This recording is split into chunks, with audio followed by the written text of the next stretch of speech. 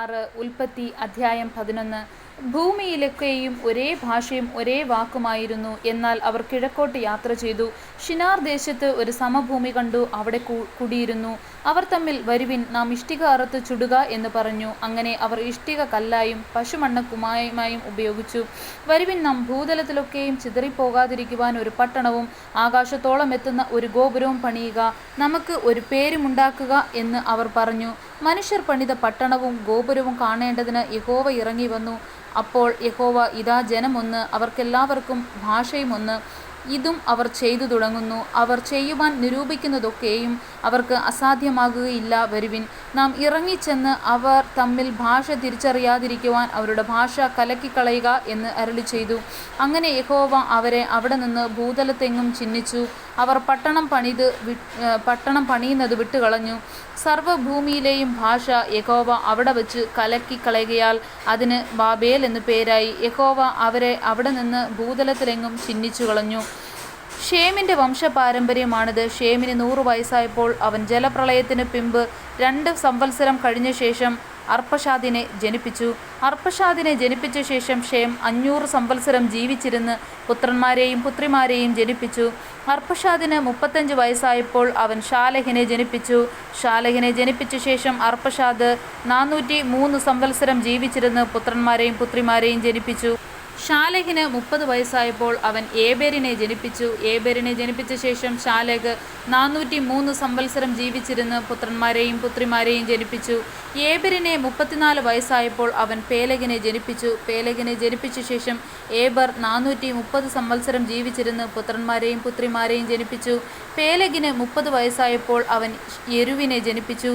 യെരുവിനെ ജനിപ്പിച്ച ശേഷം പേലഗ് 209 സംവത്സരം ജീവിച്ചിരുന്ന് പുത്രന്മാരെയും പുത്രിമാരെയും ജനിപ്പിച്ചു. യെരുവിന് 32 വയസ്സായപ്പോൾ അവൻ ഷെരുഗിനെ ജനിപ്പിച്ചു. ഷെരുഗിനെ ജനിപ്പിച്ച ശേഷം യെരു 207 സംവത്സരം ജീവിച്ചിരുന്ന് പുത്രന്മാരെയും പുത്രിമാരെയും ജനിപ്പിച്ചു.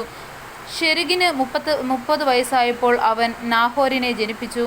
നാഹോരിനെ ജനിപ്പിച്ച ശേഷം ഷെരുഗ് 200 സംവത്സരം ജീവിച്ചിരുന്ന് പുത്രന്മാരെയും പുത്രിമാരെയും ജനിപ്പിച്ചു. നാഹോരിന് 29 വയസ്സായപ്പോൾ അവൻ തേരഹിനെ ജനിപ്പിച്ചു.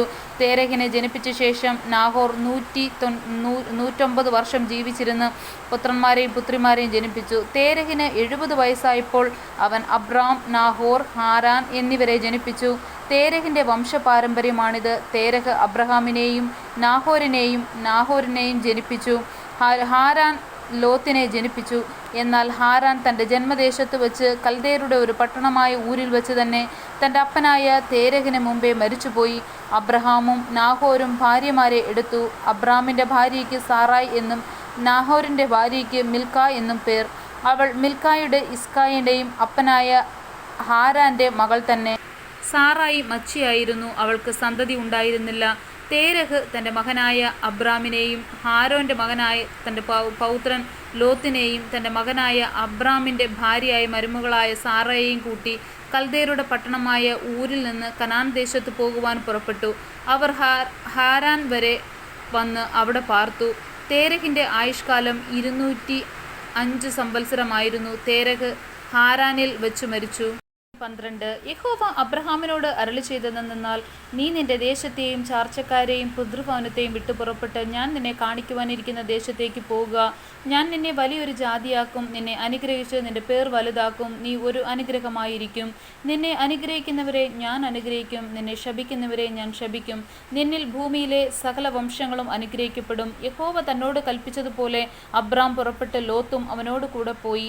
ഹാരോനിൽ നിന്ന് പുറപ്പെടുമ്പോൾ അബ്രാമിന് 75 വയസ്സായിരുന്നു. അബ്രാം തൻ്റെ ഭാര്യയായ സാറായിയെയും സഹോദരൻ്റെ മകനായ ലോത്തിനെയും തങ്ങൾ ഉണ്ടാക്കിയ സമ്പത്തുകളൊക്കെയും തങ്ങൾ ഹാരാനിൽ വെച്ച് സമ്പാദിച്ച ആളുകളെയും കൂട്ടിക്കണ്ട് കനാൻ ദേശത്തേക്ക് പോകുവാൻ പുറപ്പെട്ടു. കനാൻ ദേശത്ത് എത്തി അബ്രാം ഷേമെന്ന സ്ഥലം വരെയും ഏലോൻ വരെയും ദേശത്തോടുകൂടി സഞ്ചരിച്ചു.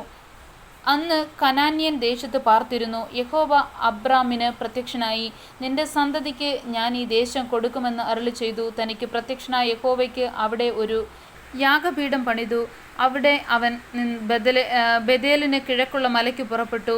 ബെഥേൽ പടിഞ്ഞാറും ഹായി കിഴക്കുമായി കൂടാരമടിച്ചു.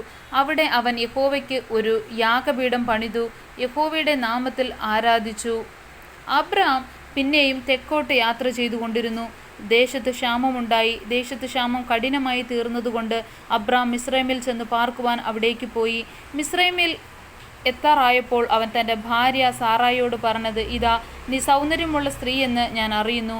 മിസ്രയീമ്യർ നിന്നെ കാണുമ്പോൾ ഇവൾ അവൻ്റെ ഭാര്യ എന്ന് പറഞ്ഞു എന്നെ കൊല്ലുകയും നിന്നെ ജീവനോടെ രക്ഷിക്കുകയും ചെയ്യും.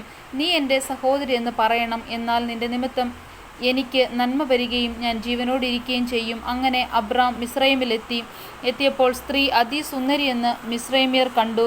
ഫറവോൻ്റെ പ്രഭുക്കന്മാരും അവളെ കണ്ടു. ഫറവോൻ്റെ മുമ്പാകെ അവളെ പ്രശംസിച്ചു. സ്ത്രീ ഫറവോൻ്റെ അരമനയിൽ പോകേണ്ടി വന്നു. അവളുടെ നിമിത്തം അവൻ അബ്രാമിന് നന്മ ചെയ്തു. അവന് ആടുമാടുകളും ആൺകഴുതകളും ദാസന്മാരും ദാസിമാരും പെൺകഴുതകളും ഒട്ടകങ്ങളും ഉണ്ടായിരുന്നു.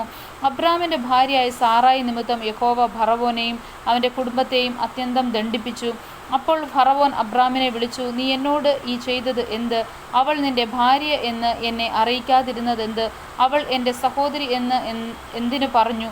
ഞാൻ അവളെ ഭാര്യയായിട്ട് എടുക്കുവാൻ സംഗതി വന്നു പോയല്ലോ. അപ്പോൾ ഇതാ, നിന്റെ ഭാര്യ, അവളെ കൂട്ടിക്കൊണ്ടു പോക എന്ന് പറഞ്ഞു. ഫറവോൻ അവനെക്കുറിച്ച് തൻ്റെ ആളുകളോട് കൽപ്പിച്ചു. അവർ അവനെയും അവൻ്റെ ഭാര്യയെയും അവന് സകലവുമായി പറഞ്ഞയച്ചു. ആമേൻ.